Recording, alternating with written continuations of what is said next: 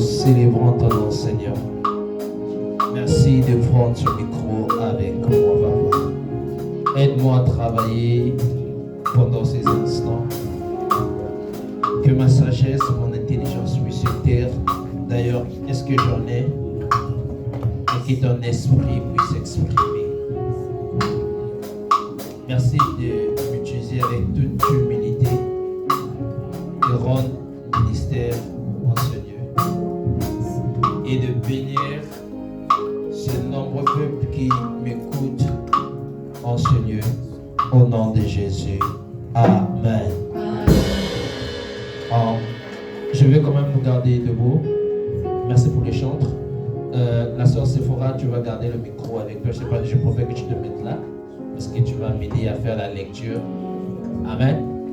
On va beaucoup lire, mais on va lire le premier texte. Après quoi, on va s'asseoir pour nous. Et la sœur Sephora, certainement, je vais la garder debout pour faire toute cette lecture. Amen. Nous sommes dans le livre de 1 Corinthiens 13. C'est notre texte de base. 1 Corinthiens 13, le verset 11. 1 Corinthiens 13, le verset 11. Je lis la parole de Dieu dans 1 Corinthiens 13, verset 11. Lorsque j'étais enfant, je parlais comme un enfant, je pensais comme un enfant, je raisonnais comme un enfant. Lorsque je suis devenu homme, j'ai fait disparaître ce qui était de l'enfant. Parole du Seigneur. Tu n'as pas une autre version, j'ai besoin d'une autre version. Vas-y, dis-moi ça dans une autre version.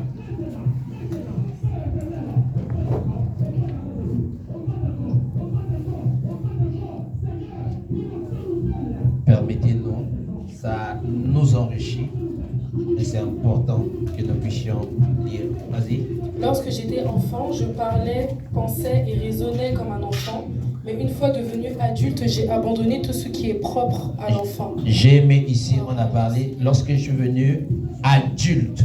Là-bas, on a parlé homme. Ici, on parle d'adulte. Voilà pourquoi je voulais une autre version. Amen. On peut s'asseoir pour les autres. La sœur Sephora, je te garderai debout.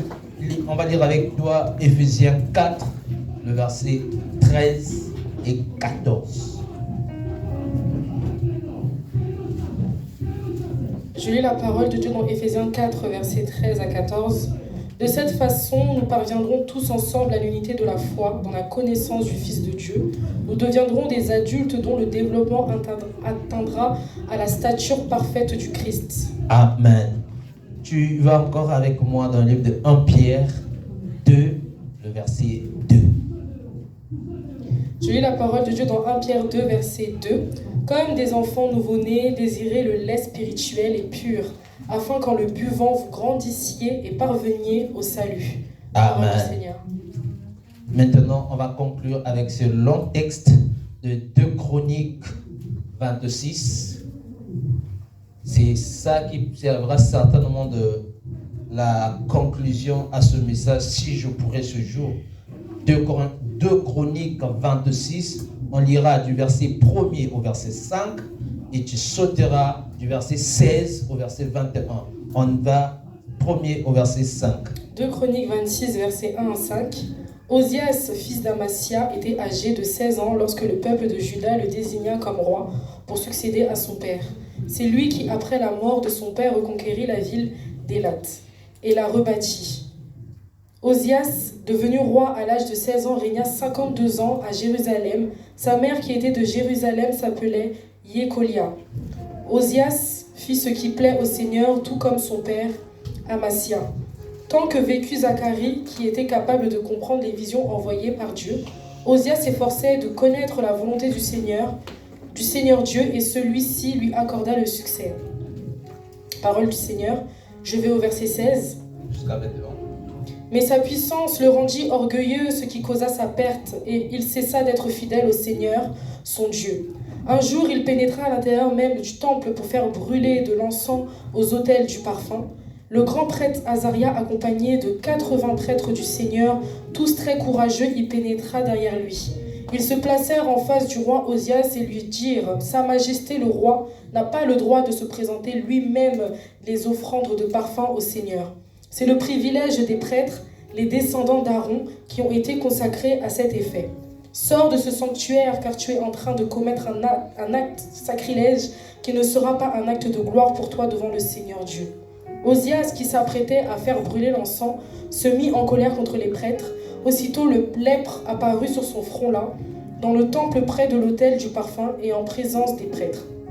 Le grand prêtre Azaria et tous les autres prêtres qui lui rendaient virent la lèpre apparaître sur son front. Ils l'expulsèrent immédiatement et lui-même se sentant frappé par le Seigneur, se hâta de sortir du sanctuaire. Le roi Asiaste resta lépreux jusqu'à sa mort à cause de cette maladie. Il dut résister à l'écart des autres gens sans avoir le droit de retourner au temple du Seigneur. Son fils Yotam, le chef des palais royaux, fut chargé de gouverner le royaume. Parole du Seigneur. Amen. Merci beaucoup. Tu pourras t'asseoir, mais tu gardes le micro parce qu'aujourd'hui, c'est possible qu'on va beaucoup lire. Amen. Alors, je vous salue tous à l'entame de mon message. Et quand je dis je vous salue, vous qui êtes ici avec moi en présentiel et aussi sur ceux qui nous suivent par ce moyen mis à notre disponibilité qui est via les réseaux sociaux, vous aussi soyez salués de tout lieu où vous nous suivez. Gloire soit rendue au Seigneur pour ceux qui nous suivent et ceux qui nous suivront peut-être certainement plus tard. Que Dieu nous bénisse. Amen. Et le thème que nous serons en train de développer, je ne sais pas si je vais le terminer en ce jour, c'est dans les flyers, c'était écrit la maturité spirituelle. Mais cependant, il était important que cette maturité soit associée à quelque chose qui nous est lié, sinon attaché, la maturité spirituelle afin de vivre le rétablissement et le bonheur, qui est le thème de cette année, le rétablissement et le bonheur. Celui qui peut atteindre, qui peut vivre celui qui peut vivre le bonheur et le rétablissement, c'est celui qui devient mature, mais spirituellement, puisque nous parlons l'Église, nous parlons spirituel, nous parlons Dieu, nous parlons divin. Et voilà pourquoi pendant ce jour, au jour d'aujourd'hui, si je n'arrivais pas à terminer, ce qui est certain, que je ne pourrais pas terminer cet enseignement aujourd'hui, prochainement, à quelque occasion, j'y reviendrai certainement pour terminer ce que je vais poser aujourd'hui comme base. Amen. Amen. Alors, je vais commencer déjà par dire quelque chose déjà qui est bien et que l'on doit savoir. C'est quoi? Pourquoi cet enseignement? À quoi ça sert cet enseignement? Le but de cet enseignement. Alors j'ai envie de nous dire, le but de cet enseignement, c'est pas pour nous condamner. Non, du tout. Le but de cet enseignement, ce n'est pas pour nous cajoler aussi. Du tout, c'est pas ça son but. Moi encore, nous laisser dans le niveau bas de la foi chrétienne.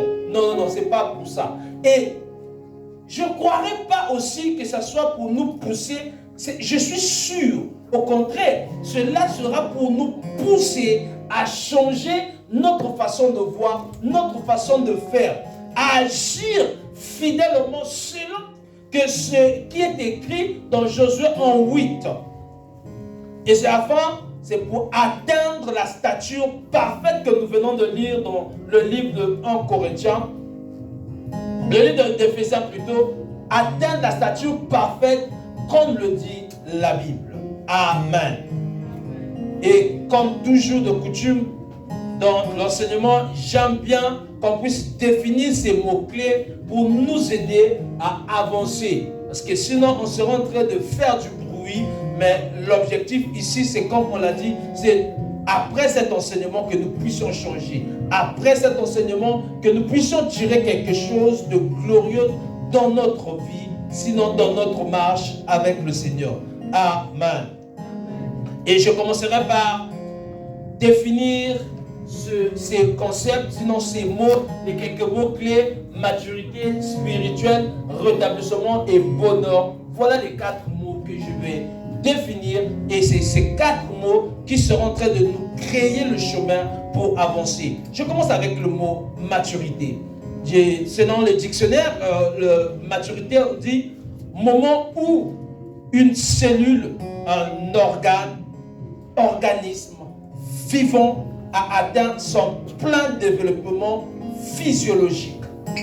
Je répète encore, moment où une cellule, un organisme vivant a atteint son plein développement physiologique. Et on va encore un peu avancer. L'état d'un fruit, virgule, grain, légume, quand ils ont mûri. Je répète encore, état d'un fruit, grain, légume, quand ils ont mûri. On va encore pousser encore peut-être le ballon un peu plus loin. Période entre la jeunesse et la vieillesse, où l'être humain est au sommet de ses capacités, mais j'aime ce qu'il dit, capacités spirituelles, physiques et morales. Je répète, période entre la jeunesse et la vieillesse, où l'être humain est au sommet de ses capacités spirituelles, physiques, morales. Notre partie, on dit, c'est l'épanouissement, force de l'âge, plénitude. Je répète, épanouissement, virgule, force de l'âge, plénitude. Et pour conclure cette partie de définition du mot maturité, état de développement complet des forces intellectuelles et physiques. État de développement complet des forces intellectuelles et physiques. J'ai aimé cette définition et la définition de période entre jeunesse et la vieillesse. Et je vais quand même définir le mot spirituel, bien que n'ayant pas trop trouvé, j'ai pas eu le temps d'aller dans le dictionnaire biblique. Spirituel, ce qui est de nature d'esprit. Le mot spirituel, c'est ce qui est de nature d'esprit, ou qui le concerne. Ce qui est relatif à l'âme, la conscience. Ce qui est relatif à l'âme, la conscience. Ce qui regarde la religion. Mais j'aime cette partie, on met une virgule, on dit l'église. D'où j'ai toujours dit aux jeunes, l'église n'est pas une religion. S'il vous plaît. L'église n'est pas une religion. Vous voyez, ici, c'est le dictionnaire qui est en train de définir. Il dit ce qui regarde, sinon concerne la religion. On marque une virgule, on dit l'église. On sort l'église de la religion. Nous ne sommes pas les religieux. Nous sommes des chrétiens, sinon d'église, ceux qui font que ce qui concerne Christ. Amen. Les religieux ne font pas ce qui concerne Christ. On a un système préétabli, on est condamné dans ce système, on doit suivre ce système. Si on sort de ce système, c'est comme si nous avons faussé. Or, nous n'avons pas trop un système où Jésus nous a bloqués. S'il y a un système qu'on doit parler, c'est que nous devrions parler de Jésus. Alors, ce n'est pas un système, c'est une marche que nous avons suivie. Amen. Et j'aime encore cette définition, on dit ce qui est mystique. À l'époque, quand je grandissais, je croyais que ce mot, c'était le mot juste des jeunes que nous utilisons, mystique. Et à force de grandir, je suis en train de me rendre compte, c'est un mot qui existe bel et bien. Et c'est bizarre, les chrétiens n'aiment pas qu'on lui traite de mystique. Dès qu'on dit à un chrétien, tu es mystique, le chrétien est paniqué. Il croit que ce qui est mystique, c'est ce qui est diabolique et sorcellerie. Non, non, non. Toutefois, le mysticisme n'est pas attribué à Satan. Non, non, non. D'abord, la première personne à être mystique, c'est Dieu. Mystique, en réalité, c'est être mystérieux. La première personne qui soit mystérieuse, c'est Dieu. Satan n'a pas été mystérieux. Et de toute façon, la gloire qu'il a, c'est Dieu qui le lui donne. Le jour où Dieu retire cette gloire, Satan ne pourra plus rien faire. Amen. Vous allez vous souvenir que pour agir dans la vie de Job, il a fallu qu'il ait l'autorisation de Dieu. Nul n'était l'autorisation de Dieu, il ne pouvait pas agir. Souvenez-vous quand Dieu lui demande, d'où viens-tu? Il dit de parcourir la terre. Ok. Et Dieu se vante encore. As-tu remarqué? As-tu remarqué? Vous savez, il y a une différence entre remarquer et voir. Dieu ne dit pas as-tu vu, mais il dit as-tu remarqué. Ça veut dire que c'était quelqu'un qui se faisait remarquer. Demande à ton voisin, est-ce que tu te fais remarquer? Est-ce que tu te fais remarquer? Dieu doit te remarquer. Dieu ne doit pas te voir, mais Dieu doit te remarquer. As-tu remarqué? Et il faut encore, mon serviteur. J'ai envie de dire, Dieu tape la poitrine aussi sur quelqu'un. Il dit, quand on tape la poitrine, on dit mon serviteur. C'est-à-dire, il s'attribue l'homme. Est-ce qu'il s'est arrivé déjà qu'on dise? Vous savez, ceux qui sont mariés, mon principe me dira peut-être le contraire. Ça fait du bien quand le pasteur dit ma femme. Mon principe, comment ça te fait? Ma femme. Hey! Alléluia. Qu'est-ce que tu sens quand maman va dire mon fils?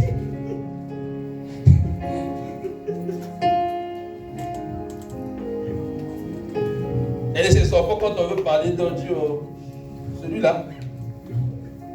Quand on a dit celui-là, il y a un problème. Que Dieu est tel que tu ne sois pas celui-là. Que tu sois mon fils ou ma fille. Amen.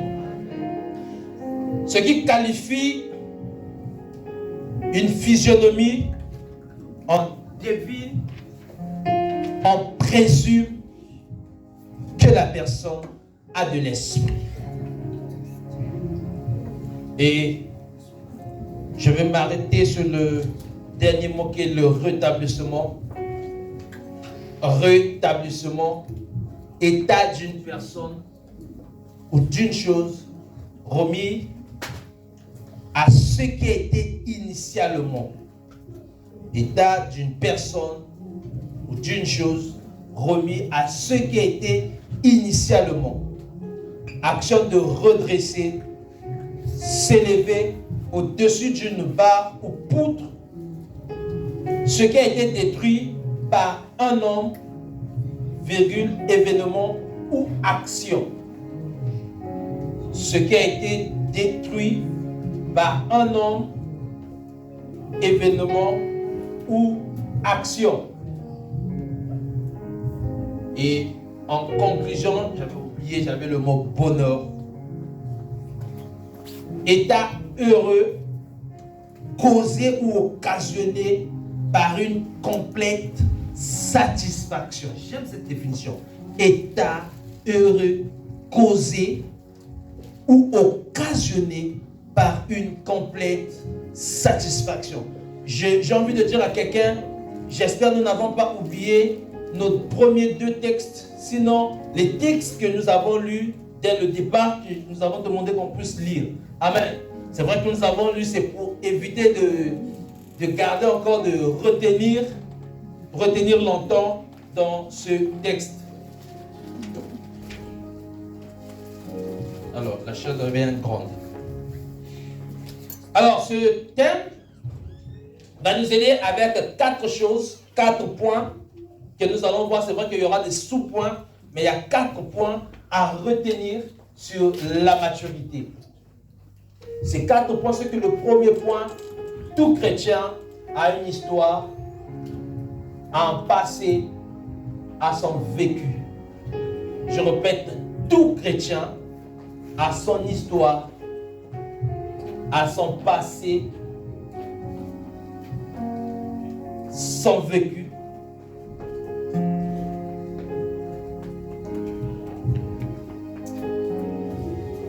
Je viendrai sur ça, je parlerai sur ça tout à l'heure, je vais développer cette partie.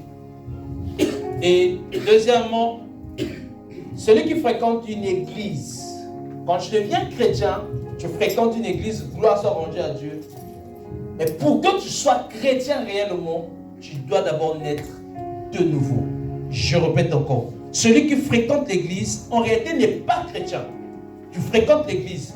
À quel moment on devient chrétien? C'est quand tu acceptes de recevoir Jésus-Christ comme Seigneur et Sauveur. En ce moment-là, on parle de naître de nouveau. Je parlerai de ça tout à l'heure et peut-être je veux beaucoup m'appesantir là-dessus. Et troisièmement, c'est là où on parlera de la maturité qui est grandir, atteindre la maturité. Et quatrièmement, la maturité est reconnue. Et la maturité est reconnue souvent par nous-mêmes et aussi par nos vis-à-vis. Amen. Et nous allons commencer par parler sur tout chrétien, nous avons notre histoire.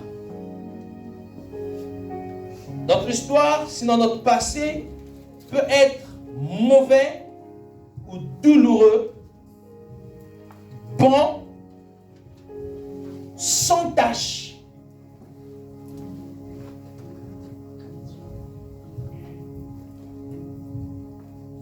Et quand tu fais la rencontre avec le Seigneur, tout change. Je dis, notre passé, vous savez, tous ici à l'église, je ne sais pas qu'en est-il ici, bon, je sais qu'ici vous êtes bien. Nous avons notre passé, qui n'est pas peut-être si rose que ça, qui est peut-être tout sombre. Mais le jour où j'ai rencontré le Seigneur, ma vie a changé. Voilà pourquoi j'ai toujours dit à l'église, arrêtons à un certain moment de juger les gens. Parce que la personne que tu juges aujourd'hui, demain tu ne connais pas son futur. De quoi Dieu a préservé ce dernier? Cette dernière. Une fois je parlais, si sœur, tu vas te préparer à lire le livre des Actes des Apôtres, le verset 8, et le chapitre 8 plutôt. Une fois je parlais, nous sommes à Pointe-Noire, la deuxième ville de mon pays d'où je viens. Et on a connu un fou dans un quartier. Et ce fou, lui, c'était un vrai de fou. Vous savez, il y a des fous classés. Il y a des vrais fous, il y a des fous plus ou moins normaux, et il y a des fous vraiment, on ne les reconnaît plus. Et ce monsieur faisait partie des fous qu'on ne reconnaissait parce que lui, il marchait tout nu. Mais un jour, Dieu l'a récupéré et a fait de lui serviteur de Dieu. Et comme on n'est jamais prophète ce soir, il a fini par aller dans une autre ville. Parce que d'un point de vue qui pouvait croire en lui, on l'a vu nu. C'est son passé. Vous savez, on nous juge plus par notre passé que par notre futur. J'ai envie de dire à quelqu'un, juge-moi par mon futur. Laisse-moi mon passé. N'est-ce pas, essayer de dire, ne pensez plus aux événements passés. Ce qui est passé est d'hier. C'est parce que hier j'étais voleur que demain je resterai voleur. Pas parce que hier j'étais brigand que je resterai brigand. C'est parce que hier j'étais impudique que je resterai impudique. Je ne sais pas de quoi est garni mon futur. Je ne sais pas qu'est-ce que le Seigneur a prévu pour mon futur. Nous allons lire le livre de Actes des Apôtres, le chapitre 8. Tu liras le premier verset au troisième verset. Et je t'indiquerai tout de suite. Là, on nous parle d'un merveilleux serviteur de Dieu. Et vous allez comprendre avec moi de quoi est garni son passé et comment Dieu l'a récupéré. Vas-y, lis avec moi les Actes des Apôtres, le chapitre 8, le verset 1 à 3. Et Saül a prouvé le meurtre d'Étienne. Saul. C'est Saul. Saül. Oui. Le même jour commença une grande persécution contre l'église de Jérusalem. Tous les croyants, excepté les apôtres, se dispersèrent dans les régions de Judée et de Samarie. Des hommes pieux enterrèrent Étienne et pleurèrent abondamment sur sa mort. Saul, lui, s'efforçait de détruire l'Église. Il allait de maison en maison et arrachait les croyants, hommes et femmes, et les jetait en prison. Parole du Seigneur. Quand on parle de Saul, il s'agit de ce monsieur qui a écrit plus de livres dans la Bible. On ne parle pas de quelqu'un, de n'importe qui. Vous savez, moi je trouverais ça normal. Comme me disent, Pierre avait plus écrit que Paul. Je trouvais ça trop logique. Mais c'est anormal de comprendre selon la sagesse humaine que Paul, qui persécutait l'Église, il est celui qui a participé à la mort des apôtres, des disciples de Jésus. Il était toujours en tête. On parle de celui qui a assisté à la mort d'Étienne, le chapitre 8. Monte avec moi au chapitre 9, le premier verset seulement. Acte 9, verset 1. Pendant ce temps, Saul ne cessait de menacer de mort les disciples du Seigneur et alla trouver le grand prêtre. Pendant ce temps, Paul ne faisait quoi? De menacer de mort les disciples du Seigneur. On est en train de parler de Saul. Ici, reste debout. Reste debout. On va beaucoup lire. C'est le défaut de l'enseignement. Va avec moi au verset 3. Toujours chapitre 9. 9, oui. Verset 3. Il était en route pour les Damas et approchait de cette ville quand tout à coup, une lumière qui venait du ciel brillait autour de lui. Il s'agit de qui? De Saul. Continue le verset 4. Il tomba à terre et entendit une voix qui lui disait « Saul, Saul, pourquoi me persécutes-tu » Il demanda « Qui es-tu, Seigneur ?» Et la voix répondit « Je suis Jésus que tu persécutes. Mais relève-toi, entre dans la ville et là on te dira ce que tu dois faire. » Les compagnons de voyage de Saul s'étaient arrêtés sans pouvoir dire un mot. Ils entendaient la voix mais ne voyaient personne. Saul se releva de terre et ouvrit les yeux, mais il ne voyait plus rien. On le prit par la main pour le conduire à Damas, mais pendant 3 jours il fut incapable de voir et il resta sans rien manger ni boire. Il y avait à Damas un disciple appelé Ananias. Le Seigneur lui apparut dans une vision et lui dit Je t'arrête au verset 18. Anania. Il répondit, me voici Seigneur. Le Seigneur lui dit, tu vas te rendre tout de suite dans la rue droite et dans la maison de Judas, demande un homme de Tarse appelé Saul. Il prit en ce moment et dans une vision, il a vu un homme appelé Ananias qui entrait et posait les mains sur lui afin qu'il puisse voir de nouveau. Ananias répondit, Seigneur, de nombreuses personnes m'ont parlé de cet homme et m'ont dit tout le mal qu'il a fait à tes fidèles à Jérusalem.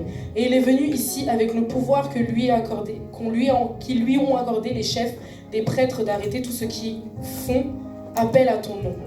Mais le Seigneur lui dit, va, car j'ai choisi cet homme et je l'utiliserai pour faire connaître mon nom aux autres nations et à leurs rois, ainsi qu'au peuple d'Israël.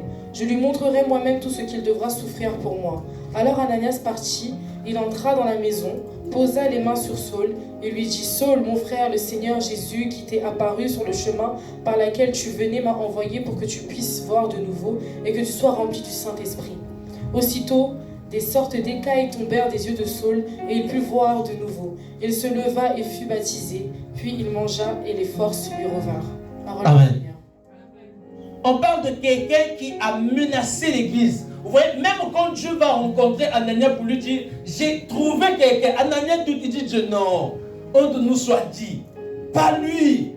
J'ai trop entendu parler de lui. D'ailleurs, là, les maîtres l'ont envoyé pour détruire.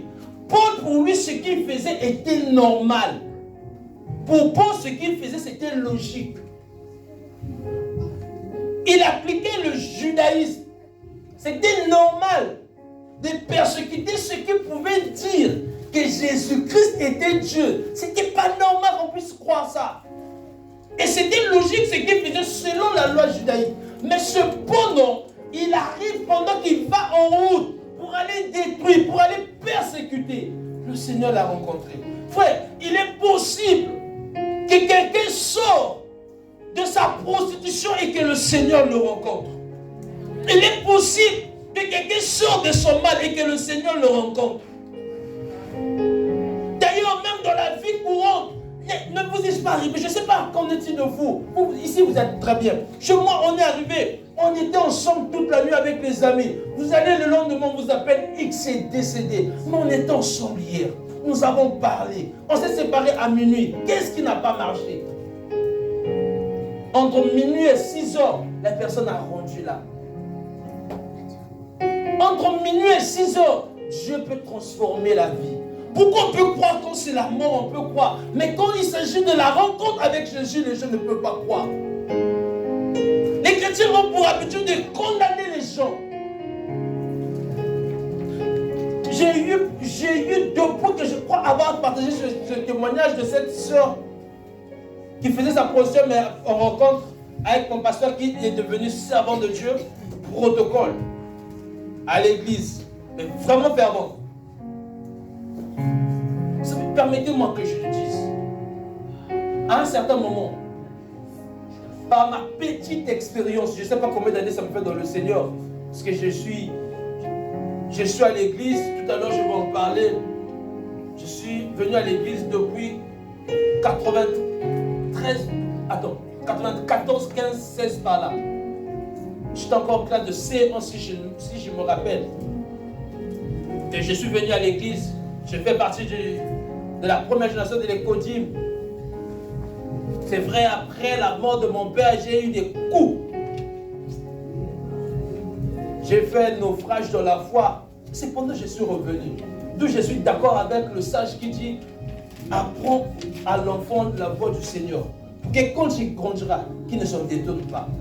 Frère, malgré mon petit repli que j'avais fait, j'avais toujours la parole du Seigneur dans ma tête. Malgré ce petit retour, j'avais toujours la parole du Seigneur en moi. Voilà pourquoi je ne suis pas parti à l'extrême. Pourquoi? Parce qu'il y avait ce petit truc en moi. Et j'ai toujours, dans cette petite expérience, je me dis, à un certain moment, pasteur, permets-moi que je dise ça ici. J'aime bien travailler, être en collaboration avec des gens qui ont commis et qui ont accepté le Seigneur, que de travailler avec des gens qui n'ont pas commis. Parce que ces gens qui n'ont pas commis, quand ils commettent en gros, pas en détail, ils commettent en gros. Et à un certain moment, tu peux... C'est filmé. Vous avez déjà vu un branamiste abandonner la foi? Il est pire qu'un païen. Ils abandonnent totalement, définitivement. Donc moi je suis d'accord. Papa, quand quelqu'un a connu une expérience et qu'il est venu dans le Seigneur, c'est difficile pour cette dernière de repartir. Surtout quand le Seigneur l'a rencontré. Pas parce que nous l'avons forcé, mais quand le Seigneur l'a rencontré. Écoutez, personne n'a prêché comme Paul. Je dis bien, personne n'a prêché comme Paul. Pierre, je le respecte beaucoup. Il a les clés de l'église. Mais il n'a pas bâti des églises comme Paul en a bâti. Où est Matthieu? Ils étaient 12. Où sont partis les autres? On ne met pas à peine de 3. Pierre, Jean et Jacques. Où sont partis les autres? Mais quelqu'un vient de nulle part. Je parlais la fois dernière, je disais au pays, on les appelle les Nzombo le soir. C'est-à-dire quelqu'un qui vient de nulle part, qui vient finir le match, qui a bâti plus des églises et qui a écrit plus de livres. Et il les écrit d'ailleurs, la majorité des écrits quand il est en prison.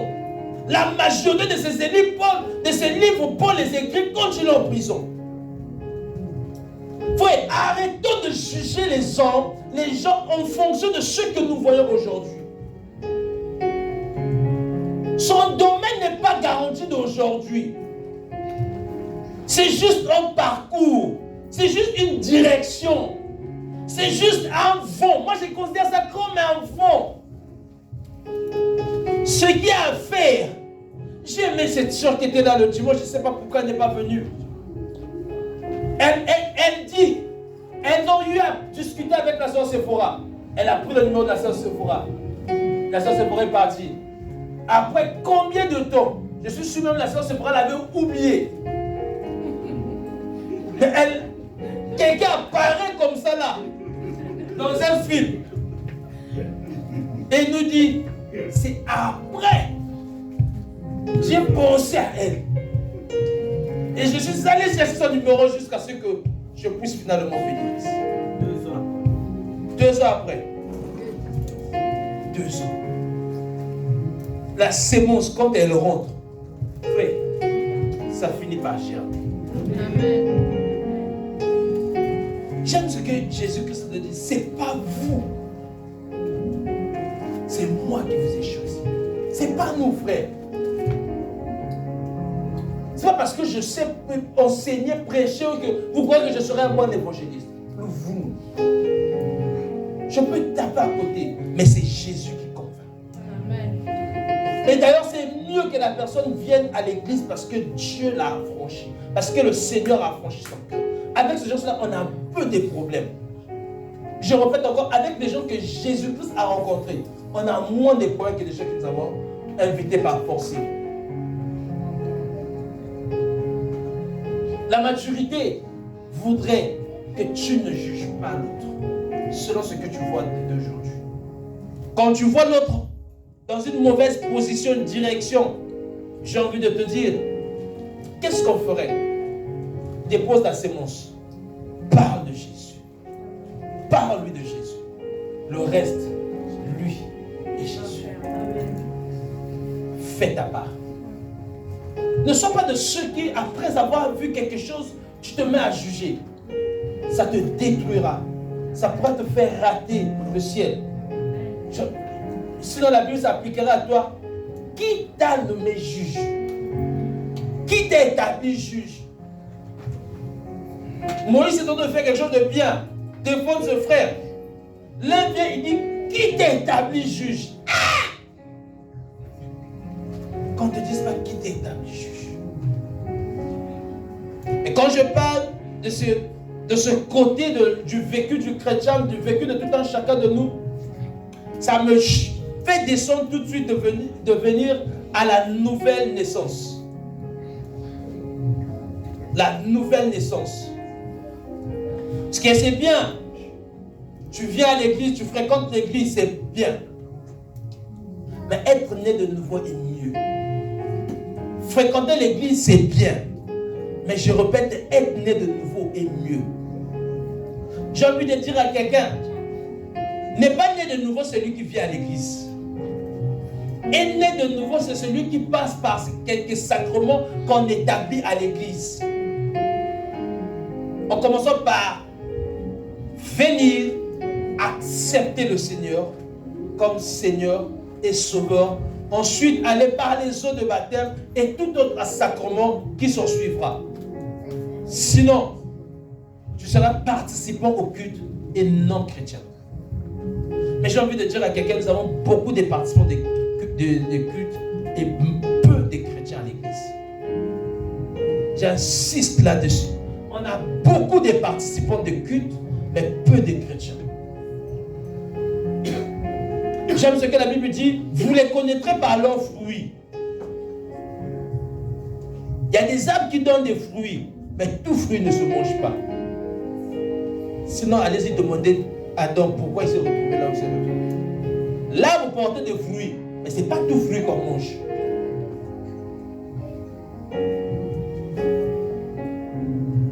La nouvelle naissance.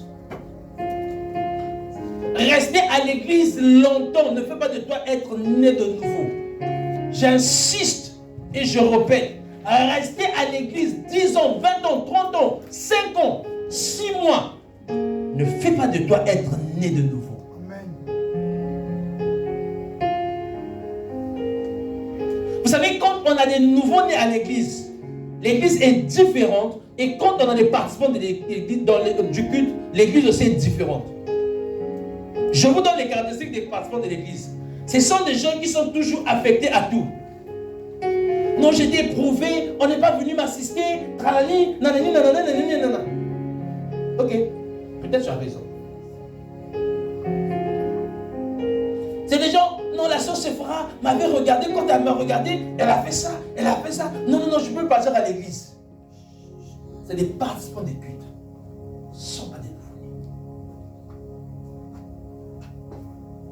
Je vais choquer quelqu'un. Je vais vous choquer ce jour. Vous savez, on peut être bon prédicateur, ne pas être chrétien. Amen. Je précise, on peut être bon prédicateur, mais ne pas être chrétien. Amen. On peut être pasteur, prophète, apôtre, mais ne pas être chrétien. Amen. Écoutez, un prophète s'est trompé une fois. Il s'appelle Samuel. Dieu lui dit, va oindre quelqu'un dans la maison d'Esaïe. Kis, dans d'autres versions.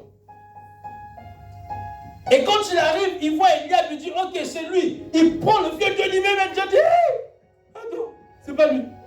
Je ne suis pas avec lui. Je ne le connais pas. Il dit, mais tu m'as demandé de oindre le roi.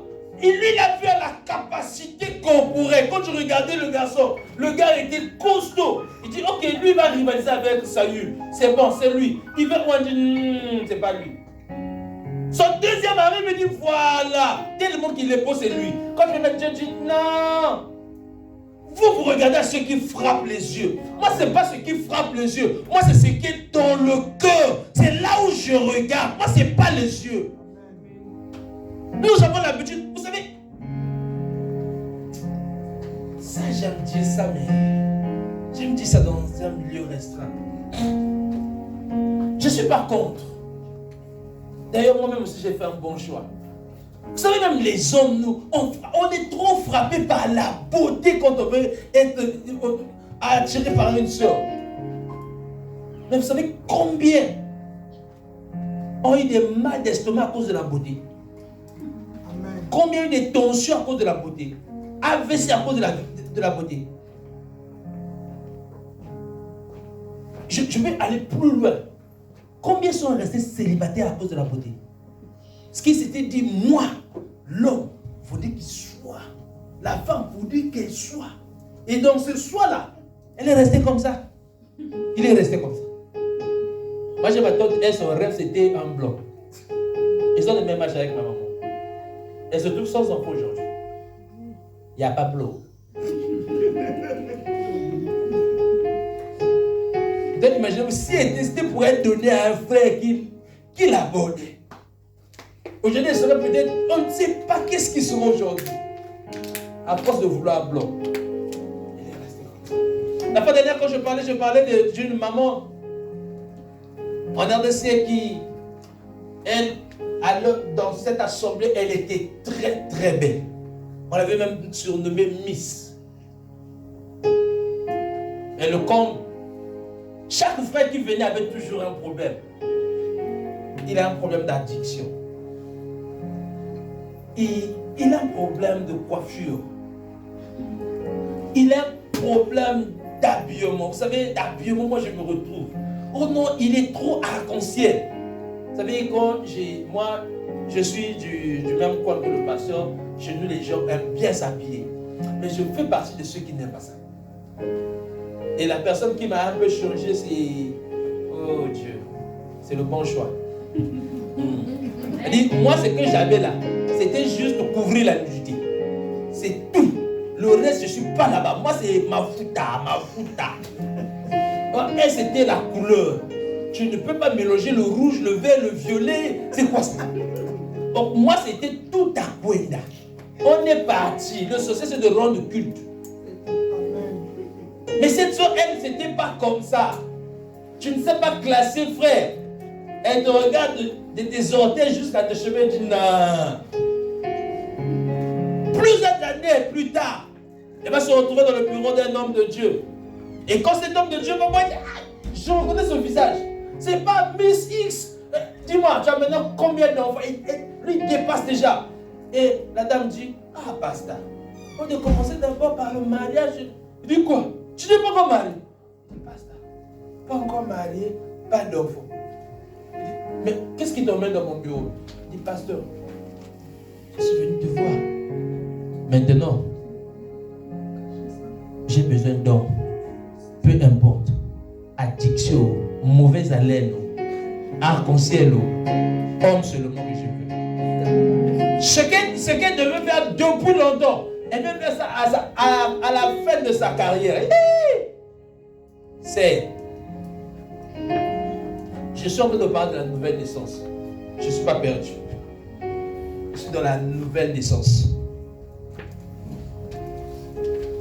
Je disais, fréquenter l'église ne fait pas de nous chrétiens. Et tout à l'heure, j'ai parlé même d'être serviteur de Dieu, mais sans être chrétien. Allons-y lire avec moi le livre de Jean, qui nous dit ça mieux. Jean 3, 1 à 7.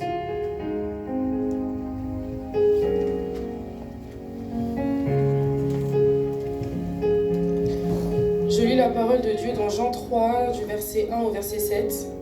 Il y avait un homme appelé Nicodème qui était du parti des pharisiens et qui était l'un des chefs juifs.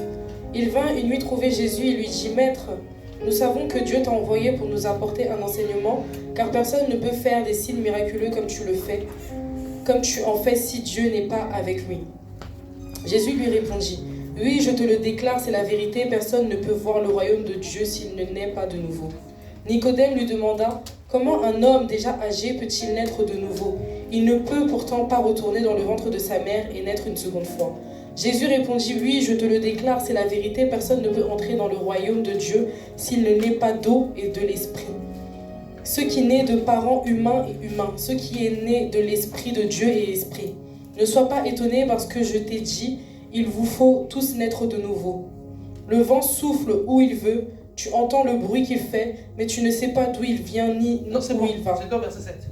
Amen. Pardon. Merci beaucoup. Vas-y, lis avec moi, comme ça je vais t'asseoir directement. Marc 16, 16. Parce que je vais bien faire l'appendice entre les deux versets pour éviter la confusion que nous commettons souvent. Marc 16, 16. Je lis la parole dans Marc 16, verset 16. Celui qui croira et sera baptisé sera sauvé, mais celui qui ne croira pas sera condamné. Amen. Tu peux t'asseoir, merci beaucoup. Amen. Celui qui croira sera sauvé. Vous savez, les gens ont souvent, nous qui venons à l'église, nous avons tendance souvent à s'arrêter à ce verset. Le fait que j'ai cru à la parole, je suis sauvé.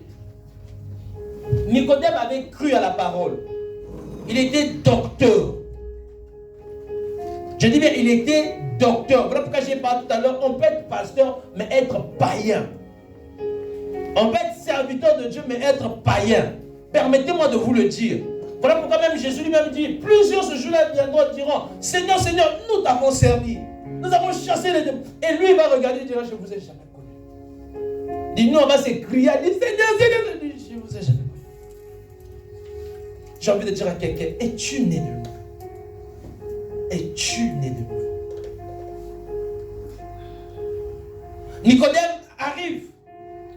Il dit, je suis enseignant de la parole. Mais qu'est-ce qui se passe? Qu'est-ce que ce monsieur prêche? Qu'est-ce qu'il explique? Il va le voir. Il parle avec lui. Jésus lui parle d'être né de nouveau. Nicodème dit, attends. Je suis déjà vieux.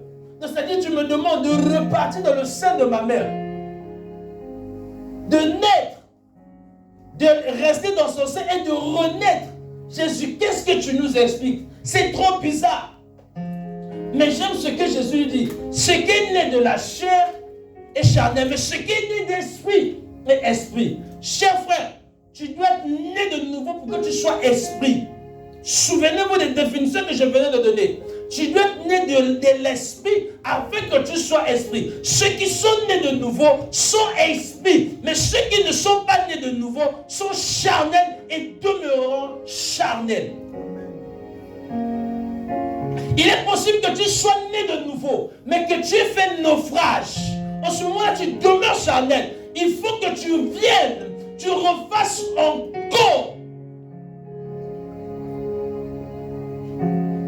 Comment on appelle ça? Dans ce monde, nous sommes en train d'appeler ça renforcement de capacité. Mais à l'église, tu reviens renouveler. Pas la naissance cette fois-ci, mais tu reviens renouveler en réalité ce que tu avais pris comme engagement, mais que tu n'as pas respecté. J'ai un proverbe qui le dit, c'est pas bien de prendre à la légère l'engagement sacré et de réfléchir qu'après. Combien parmi nous avons accepté, selon la foule, une fois nous sommes au pays, le pasteur Marcelo arrive, il prêche, il finit. Qui veut recevoir le Seigneur? Plusieurs sont partis. J'ai dit, waouh, quelle grâce. Mais dans les plusieurs là, plusieurs sont repartis aussi. Le problème, ce n'est pas de faire une foule de venir. Le problème, c'est de savoir maintenant, j'ai besoin que les choses changent. Je veux grandir. Tout à l'heure, j'en parlerai. Je veux grandir, mais comment dois-je grandir? C'est que je dois passer par ces sacrements. Je dois accepter Jésus-Christ comme Seigneur et Sauveur. En public, s'il vous plaît. Il faudrait que je sois baptisé. Frère, tu peux être baptisé. Permettez-moi que je touche ce point. Tu peux être baptisé. Mais si dans ton baptême, tu n'avais pas d'abord reçu le Seigneur, tu es censé revenir à l'acte premier. On ne brûle pas les étapes. Tous ceux qui ont brûlé les étapes, ça leur a rattrapé. Commençons par notre père Adam. Adam est né gros. Il est né, il a une femme. Il est né, il est déjà vieux. Et voilà que ce même Adam, le gaffe qu'il a commis. Mais quand Jésus vient, qu'est-ce qui se passe avec Jésus? Pourquoi Jésus ne commet pas les mêmes erreurs qu'Adam? Parce que Jésus, je toucherai ça peut-être prochainement. Merci beaucoup. Peut-être prochainement. Parce que Jésus passe par toutes ces étapes.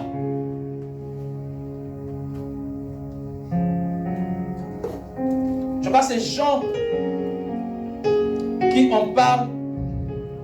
Vas-y, lis avec moi Luc 2, 52. Jésus, quand il arrive, il n'est pas comme Adam. Jésus, souvenez-vous. Voilà pourquoi une fois quelqu'un m'a demandé pourquoi l'Afrique n'a pas été frappée. Malgré les statistiques que les scientifiques ont donné à l'Afrique, si Covid arrive en Afrique, il devait avoir des cadavres même partout. Vas-y, lis avec moi. Luc 2, 52. Luc 2, verset 52. Et Jésus grandissait, il progressait en sagesse et se rendait agréable à Dieu et aux hommes. Amen. Jésus grandissait. On parle de la croissance. Pour atteindre la maturité, Jésus est de grandir en sagesse, en stature et en grâce. Frère, celui qui apparaît commet des dégâts. Même un pasteur, il faudrait connaître ton histoire.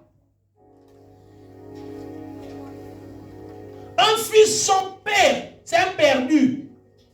Je répète, un fils sans père, c'est un perdu. Il faudrait qu'on puisse connaître tes racines pour qu'on sache d'où tu viens. Et quand tu commettais des dégâts, on verra, il a fait comme. Les résultats d'un fils proviennent de son père. Voilà pourquoi nous qui sommes devant, j'ai toujours prié, Seigneur, donne-moi d'être le modèle. Si je dois être le modèle, permets-moi qu'il y ait certaines bêtises que je ne puisse pas commettre.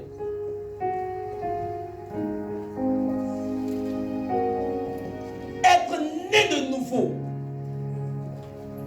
Tu ne peux pas prétendre être chrétien si tu n'es pas né de nouveau. Tu te fais baptiser, oui. Tu as brûlé les étapes si tu n'as pas accepté Jésus-Christ comme Seigneur et Sauveur. Tu as brûlé les étapes. Et souvent ces gens-là sont des gens qui nous créent beaucoup de problèmes à l'église. Pourquoi? Parce qu'il est parti à mort. Imaginez-vous que je prenne Emmanuel, que je lui mette en classe de terminale. Mais il se rend des combien de zéros là-bas. Pourquoi? Parce qu'il n'a pas suivi le processus. Mais laissez le même Emmanuel, donc quelques années quand il sera en terminale, il ne pourra pas couper des zéros. Pourquoi? Parce qu'il a suivi le processus normal. Frère, arrêtons de brûler les étapes.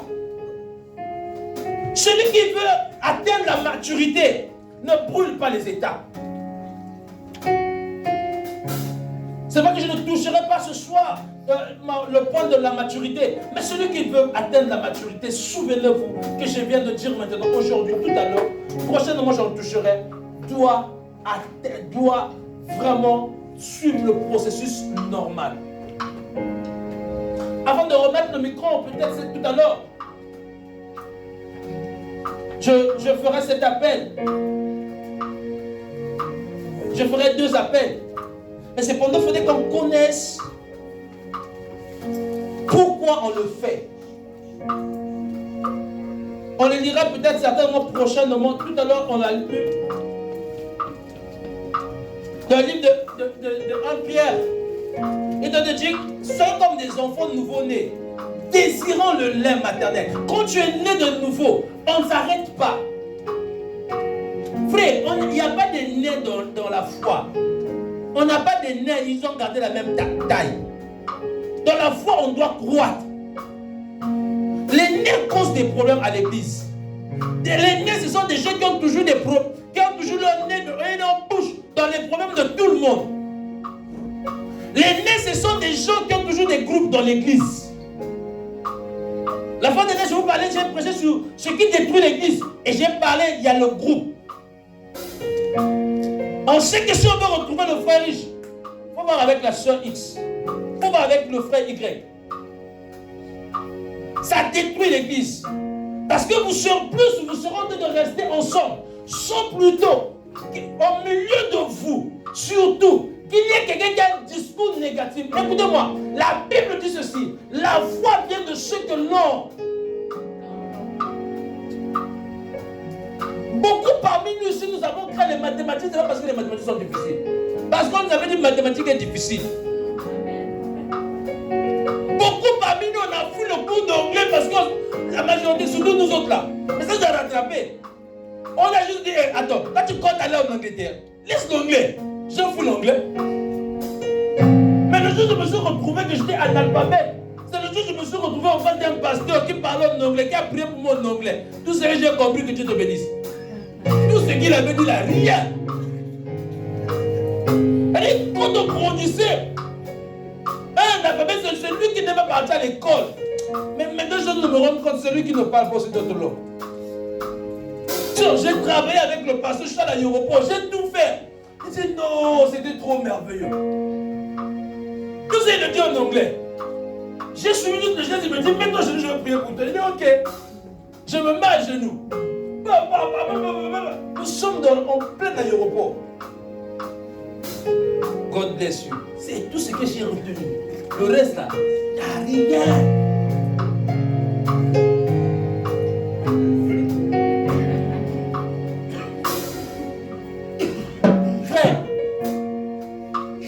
Quand je reçois le Seigneur, désire la parole.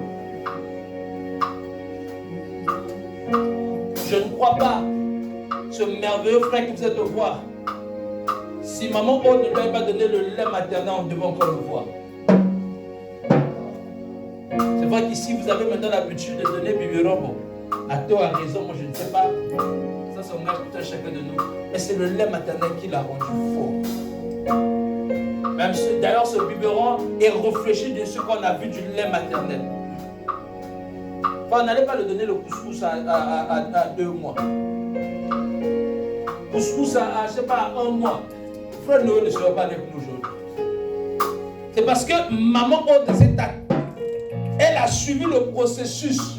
Et aujourd'hui, on a un frère Noé qui garde la barbe. On a un frère Noé qui joue le CD et nous on danse. C'est notre David. Le fait qu'il joue, les démons sortent.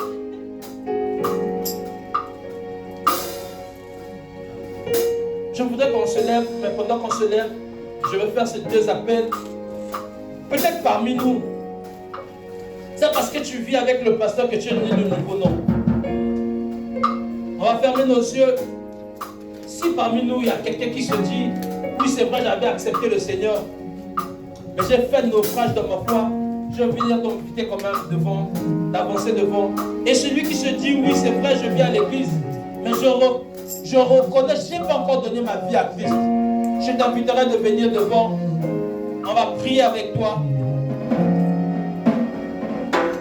Les autres, on va garder nos yeux fermés en train de demander au Seigneur la grâce afin que nous puissions grandir. Je t'attends parce que je vais remettre le micro tout à l'heure. veux rétablir ton alliance, ta communion avec Dieu. Tu as brûlé peut-être les étapes. Je t'attends devant.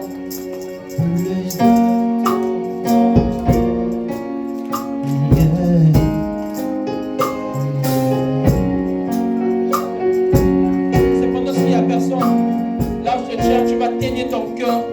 Tu vas demander au Seigneur, préserve ton cœur à ne pas faire naufrage dans la foi.